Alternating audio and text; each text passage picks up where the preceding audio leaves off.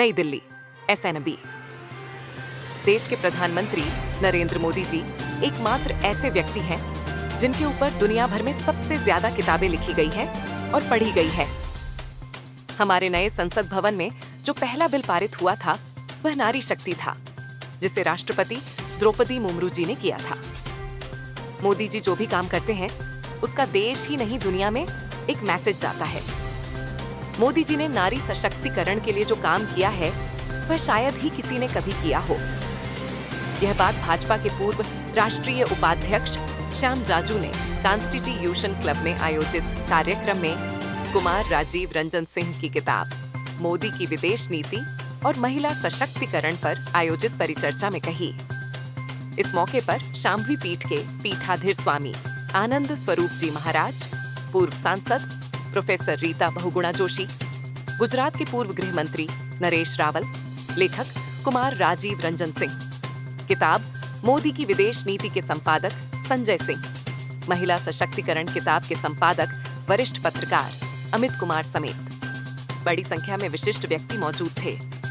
कार्यक्रम का आयोजन ICPRD की ओर से किया गया था। पुस्तक का प्रकाशन डायमंड बुक्स ने किया है। इस अवसर पर मोदी की विदेश नीति किताब के अंग्रेजी संस्कार को रिलीज किया गया। आज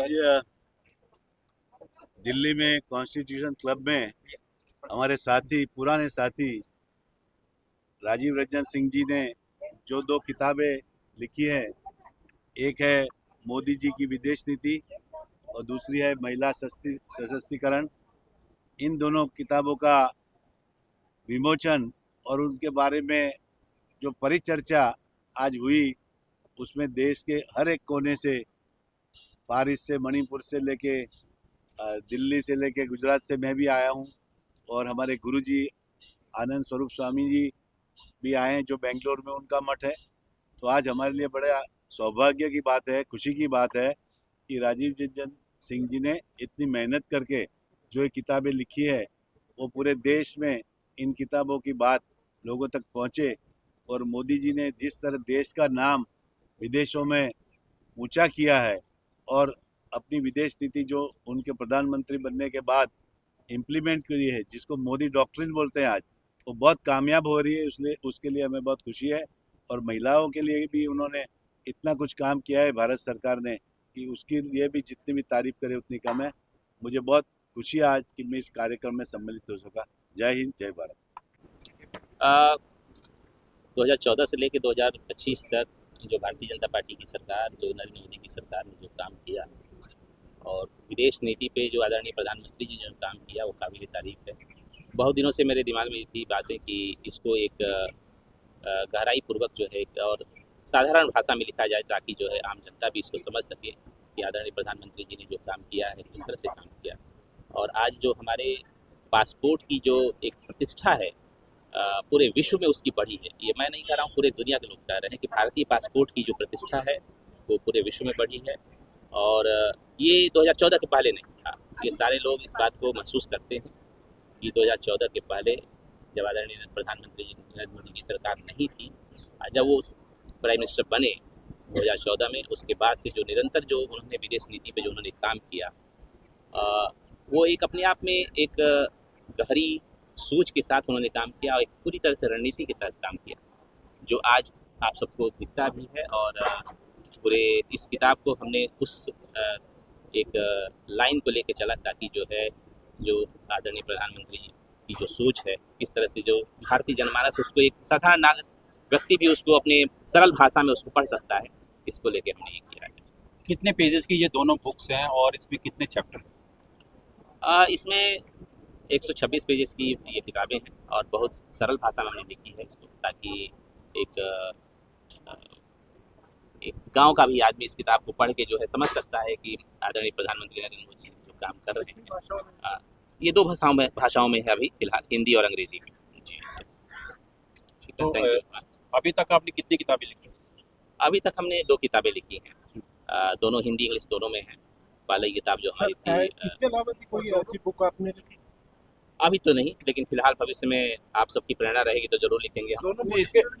नहीं, इसके पहले इन्होंने किताब जो उत्तराखंड में टनल हादसा हुआ था, आप सभी लोग वाकिफ हैं, कि 2 साल पहले जो टनल हादसा हुआ था उसमें 43 मजदूर फंस गए थे और मोदी जी और धामी जी के नेतृत्व में सभी को बचा लिया गया। उस पर इन्होंने पहली किताब लिखी थी। चूँकि मुझे संपादन करने का मौका मिला था तो इसलिए मैं बता सकता हूँ। उन्होंने बहुत विस्तार से उस किताब को लिखा। वो 17 दिन नाम है और वो हिंदी अंग्रेजी में वो पहले ही किताब है और 10 बेस्ट सेलिंग किताबों में वो अभी भी शामिल है। और वो 17 दिन 17 दिन की पूरी कहानी है जो टनल हादसा है। जो टनल में मजदूर जो फंसे हुए थे। चीज है जो चीफ गेस्ट बुलाए हैं, उनको बुला के क्या संदेश देना?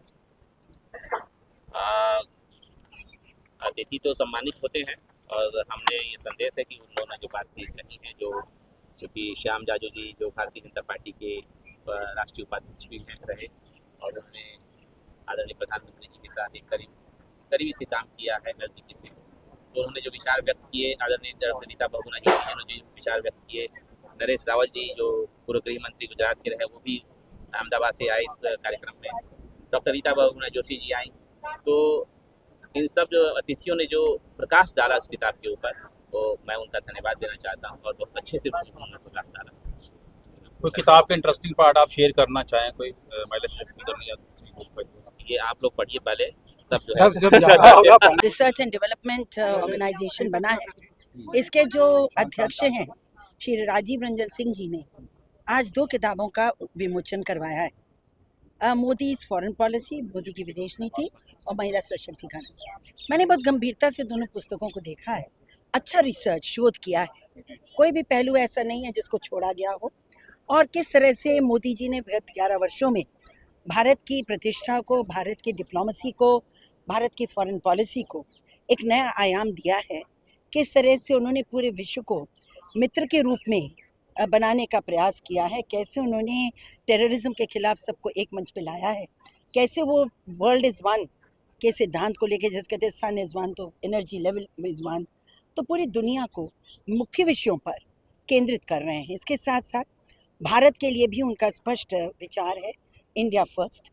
कोई दुश्मन नहीं है। पहले था कि नॉन अलाइंड रहो, वो नॉन अलाइंड में विश्वास नहीं करते कि भारत का लाभ जहाँ से भी हो वहाँ वो ज़रूर अपनी दोस्ती को और बढ़ाते हैं।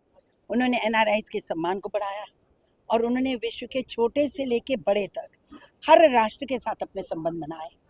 उन्होंने अभी आपने देखा G20 में सबसे कुशल प्रबंधन किया, ऑर्गेनाइज किया शो को, और अफ्रीका के 40 देशों को उसमें प्रवेश दिलाया। तो चाहे साउथ अमेरिका हो, नॉर्थ अमेरिका हो या विश्व यूरोप हो, एशिया हो, साउथ एशिया हो, ईस्ट एशिया, उन्होंने सबके साथ अपने संबंध बनाए। मैं सब कह सकती हूँ कि भारत की अर्थव्यवस्था को वो जिस तरह से संभाल रहे हैं कठिन समय में, वो बहुत ही कह लिए अनुकरणीय है, बहुत ही सराहनीय है। मैं इस पुस्तक के लिए इनको बहुत बधाई देती हूँ। इन्होंने हर आयाम को छुआ है। इसी प्रकार महिला सशक्तिकरण के ऊपर इन्होंने पूरा इतिहास उसका खींचा है, किस तरह से भारत में महिला सशक्तिकरण का प्राचीन समय से लेकर खासतौर से आधुनिक काल में महिलाओं के लिए कब कब कानून बने, कैसे बने, और पिछले 11 वर्षों में जो 70 साल में नहीं हो पाया था वो पूर्ण हुआ, और कैसे नरेंद्र मोदी जी ने महिलाओं को अग्रसर करके और ये कहा कि महिला सेंट्रिक नहीं, महिला लेड डेवलपमेंट होगा। उससे उन्होंने एक नया आयाम स्वास्थ्य पे, आर्थिक सशक्तिकरण पर, राजनीतिक सशक्तिकरण के लिए बहुत काम किया है। खासतौर से उन्होंने जिस तरह से बेटी बचाओ बेटी पढ़ाओ के साथ साथ उन्होंने MMR और IMR, इन्फेंट मोर्टेलिटी रेट और मैटरनल मोर्टेलिटी रेट को गिराने का काम किया है। जैसे से लिंग अनुपात को बेहतर बनाने के लिए बेटी बचाओ बेटी पढ़ाओ का प्रयोग किया। और जब उन्होंने समझ लिया कि एक लोकतंत्र में राजनीतिक शक्ति बहुत आवश्यक है, तो उन्होंने महिलाओं के लिए 33% का आरक्षण महिला वंदन अधिनियम देके पराकाष्ठा पे पहुंचा दिया है। तो मैं ये कह सकती हूँ कि आज मोदी जी के कार्यकाल में सबका साथ सबका विकास तो है ही है, लेकिन महिलाएं बहुत आश्वस्त हैं, और इसीलिए आप देखिए देश की महिलाओं को उन पर बहुत विश्वास है। मोदी जी का नाम आता है तो सारे देश की महिला उनकी ओर, उनको वोट देने के लिए, उन्हें बार बार चुनने के लिए अग्रसर हो जाती हैं। तो मैं इन्हें